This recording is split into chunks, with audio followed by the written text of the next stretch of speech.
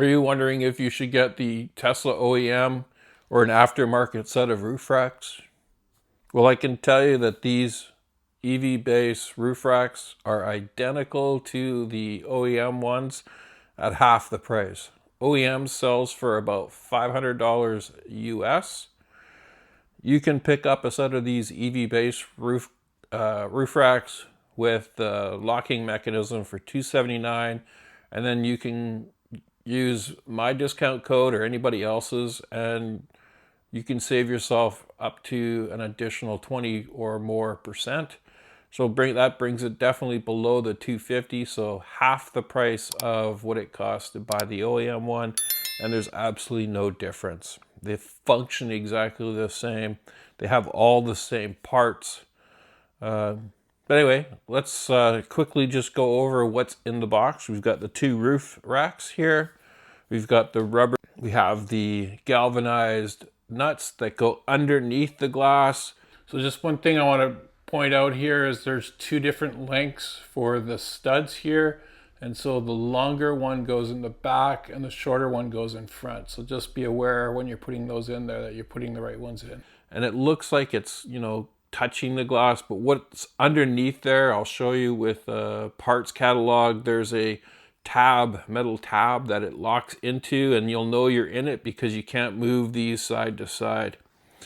And then you have the nuts here that you'll tighten. You can use the Allen key. I'd recommend tightening them by hand and then using this tool to just slightly tighten them a little bit more. Again, just to the point where you can't move them. They'll be locked into place so they won't come loose, but at least you're guaranteed you're not going to damage the glass. And then they do provide like some plastic PPF film to protect the paint on the edge there where this could rub onto it. So they provide that. And then once you have it fully installed, you've got these end caps that you'll put on the ends here. So right here, and you can see the lock is right here. And we'll go over this piece here during the installation. Anyway, let's get into the install. So the first thing you need to do is identify where you're going to place the brackets. So you can see right there on the glass, there's kind of like a line and then arrow. Arrow is where you're going to put that bracket piece. This is the one on the front. So it's about a foot from the very beginning. It's kind of about 16 to 18 inches from the back here. They provide these plastic pieces, and so you'd stick that on here like that. I have PPF on here, so I have no concern. So the paint's already protected, so I don't need to put those on. But if you did, you just peel that off, put it across where the arrow is, and then that's all you need to do. I would have some of it go over the edge. So half of it on that side, half on this side. Because you're really trying to protect it from the rubbing of this. Okay, so I've identified that the spot is right here. And there's a rubber seal underneath here that you have to put this underneath it. So they do provide a tool, but a lot of people have issues with it pushing it down. So I'll do it on this side, and then I'll capture it from another angle for you. But what you're going to do is just grab that rubber seal, get it out of the way. And then once you get it underneath, you're going to want to line it up so that's in the right spot. There we go. Another look at it. So what you can do is run this along the edge till you get to the spot, and then you can see that it's underneath the, and there you go. That's all there is to it. Okay, now that I've got these, I've installed all four, so they're all installed. And then beside each one of them, I put the nut. So these are all installed. I place the nut over here and the corresponding rubber foot So let me show you that thing. So this says L2, so that's left rear. And you can see on the front of the car, there's an arrow. And then the one that's darkened out, which is the right or left rear. So what you're looking for is this flat spot to be on the outside. And all we're gonna do is place that on there like that. And so that's how it sits. Again, we want to make sure that there's a pointer here. We'll just put that in the right spot. And then we'll place this on. And that's it. So let's go ahead, we'll install all 4 of those and we'll move on to the next step.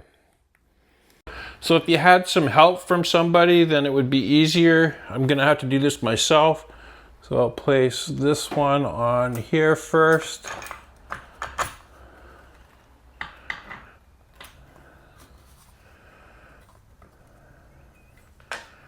Then I'll just put the nut on it just to hold it in place. Just a couple twists. Okay, I'll run over to the other side. So just before I put the nut on here, I just want to show you in the back there, you can see a little pin. So when I'm turning the key, a pin moves up on the back there, that you can see it move, right? So when that gets locked into place, then the nut can't turn anymore. So that's why I'm saying you don't need to over tighten these, because the nut's not going to come loose. So as I showed you, this will get locked in because there's a groove on the nut right there, and there's one on the back as well. So we'll just hand tighten these. You could use the Allen key if you want. Just don't use it like torquing it down. So you just wiggle this. And then you're gonna always wanna stop when it's like that, so the pin can lock into place. So we'll grab this, it's still a little loose.